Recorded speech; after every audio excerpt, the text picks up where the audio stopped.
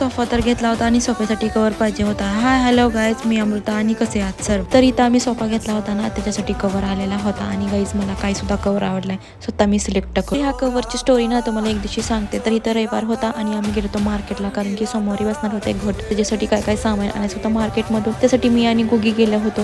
तर बरंच काय काय सामान आणलं ना आदल्या दिवशी गेल्यामुळे ना मला खूप महाग पडलं सामान. अगोदर जायला पाहिजे होतं. तर चला मग तुम्हाला सांगते काय काय आणलं होतं. देवीसाठी कपडे, त्याचबरोबर दागिने आणि तिच्या डोक्यावरती हाताला घुंगट, पोटी भरण्याचं सामान, त्याच्यासाठी नथ आणि अजून एक साडी आणली होती. आणि मला 9 दिवसाची 9 साड्या आणायच्या होत्या, पण तिथं ना खूपच महाग सांगत होतं म्हणून मी 2च घेतल्या. देवीला घालण्यासाठी वस्त्रमाळा, देवीची मूर्ती, 2 नारळ आणि खूप सारी फुलं, दारासाठी तोरण आणि देवघरासाठी हार आणि एक्स्ट्रा फुलं आणि वेळेची पानं, देवीला वेणी आणि गट बसवण्यासाठी केळीची पानं, एवढं सगळं सामान मार्केटमधून आणलेलं होतं. मग संध्याकाळचं जेवण करून भांडे घासून किचन ओटा साफ करून घेतला होता आणि देवाला स्वच्छ धुवून वगैरे घासून घेतलं होतं, कारण दुसऱ्या दिवशी होती घटस्थापना. तर चलो बाय एव्हरीवन.